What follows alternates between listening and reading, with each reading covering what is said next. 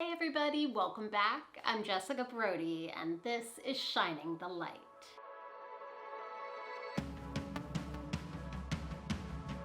I'm a big fan of therapy, counseling, psychiatry, psychologists. It's not for everybody, but for someone with a lot of mental health issues in my family, I think it's really positive to be able to understand what's going on and why we react to things and what goes on in our psyche and in our emotions and how we can manage that better.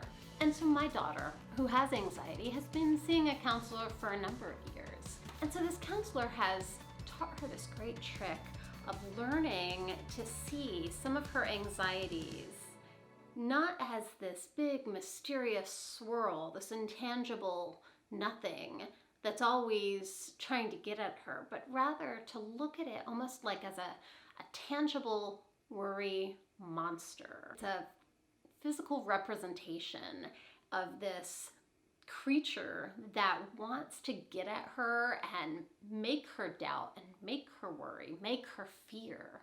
And so when she feels this anxiety, she's to picture this worry monster. And by picturing it, by naming it, by understanding, it helps her get a little more control over the chaos that anxiety can be. I know the worry monster by another name, the devil. And as the father of lies, he's always trying to get at us. He's always trying to undermine us and make us doubt ourselves and make us think we're not good enough, or make us feel anxious, make us feel sad and angry and jealous and all of those things we want to cave to. I don't know about you, but sometimes my fears can threaten to knock me down. They seem so big and all-consuming, and they almost seem like giants that I can't possibly slay. But then I remember, wait a minute. And I remember the importance of naming what it is.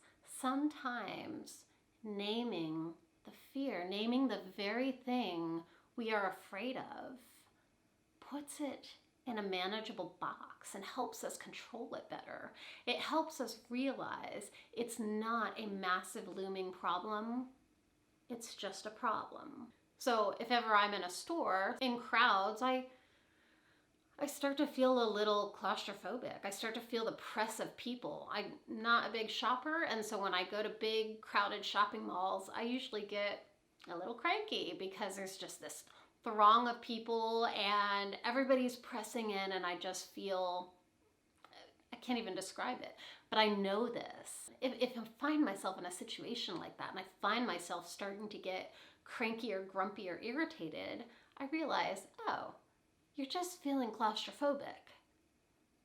Naming it has helped me identify what the issue is, and I get it then. It just takes some of the pressure off. It takes the edge off just a little. It makes it more manageable. And I think that is one lesson we see in the Bible too. Name your worry so it doesn't get the better of you. Jesus said to Peter in Matthew 16:23, "Get behind me, Satan. You are a stone that could make me stumble, for you are not thinking God's thoughts, but human thoughts." He named it right there. He recognized what was going on, and he took control. He took ownership of it, and it made it surmountable. Here's the thing, worrying, it interferes with us having that open, hopeful, transparent relationship with God. And anything that's getting in the way of us being all that we can and focusing all that we can on God, that's an evil. And it's something to be defeated. And worry, if that is getting in the way, that's an evil too.